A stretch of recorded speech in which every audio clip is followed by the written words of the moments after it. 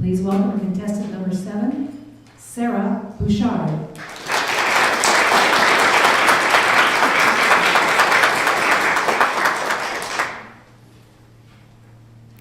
Sexism. Cultural norms and stereotype controversy. When is the right time to stand up to sexism? Now. Now is the time, with our society advancing vastly in technology and communications, where the human mind is capable to accept the thought of equality and use it.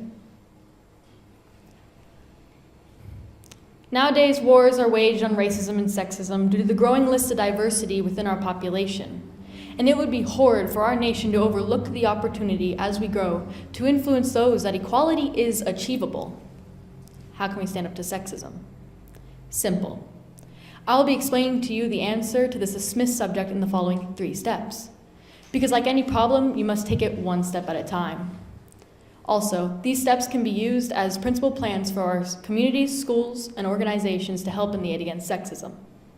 Step 1, realization and accepting. Realize that some of the events that might have happened in your personal life were to the cause of sexism.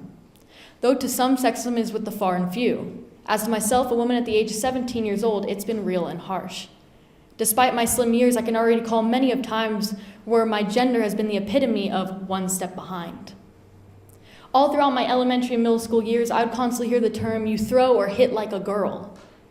In comparison, all my male friends' elementary and middle school years, he'd constantly hear, "don't cry, men don't cry." This shows the stereotyping put upon little kids in the most prime and influential time in their life. And it doesn't stop there. At the age of 13, I remember being hit on in a public walkway for wearing a knee-length skirt. This is where I and other women learned to conceal their bodies.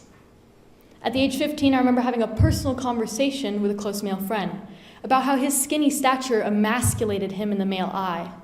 In return, we had a conversation about how joining the basketball team for myself, I'd be perceived as too masculine. See, we never talk about the issue of sexism. We will hide our stories and continue to let the few make the divide between our two genders, unless we realize and accept that this is our present. This is an underlying issue that shouldn't be swept under the carpet, but challenged.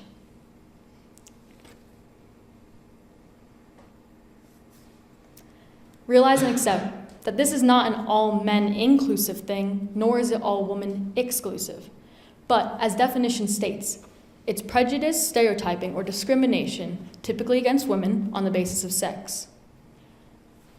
Realize and accept that talking about the issue is not detrimental, but welcoming. Step 2, learn the statistics before you converse it. Instead of mindlessly agreeing with politicians and speeches about the topic of sexism, you also need to learn this for yourself. The Census Bureau states that women are more likely now to get a bachelor's degree than men, with men at 29.9% and women at 30.2% in 2014. However, despite these advances towards office room equality, there are still major differences. The National Center for Education Statistics states that it takes women longer to receive promotions to access to higher pay than men, such as among school principals. Did you know it takes women an average of 3 years longer working as a teacher than men do?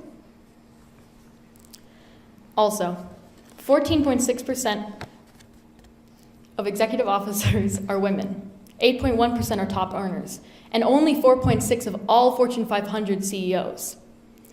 In congressional seats, women are only 18.5%, 20% of US senators. In 2015 alone, there were only 11 women that served as heads of state in the entire world, although women make up 49.6% of the entire world's population. Understand, sexism isn't over yet. Understand that turning the blind eye to the statistics and arguments will stunt the growth in our society.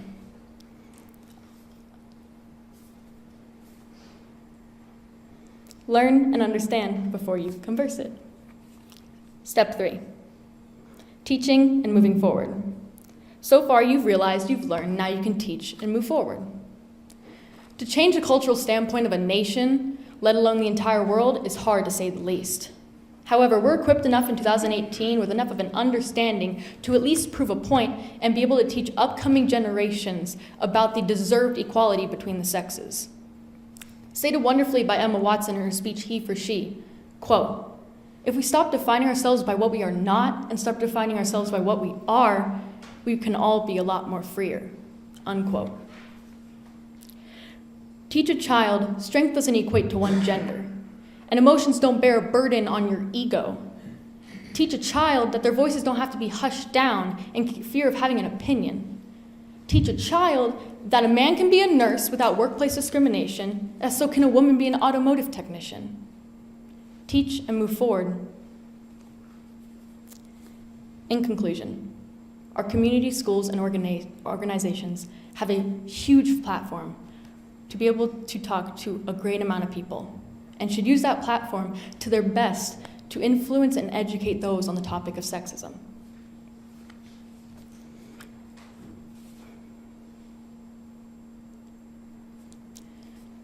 Three steps is a very simple amount: realization and accepting, learning and understanding, teaching moving forward. Create the best future for our children, men and women, women and men, together as one. Thank you.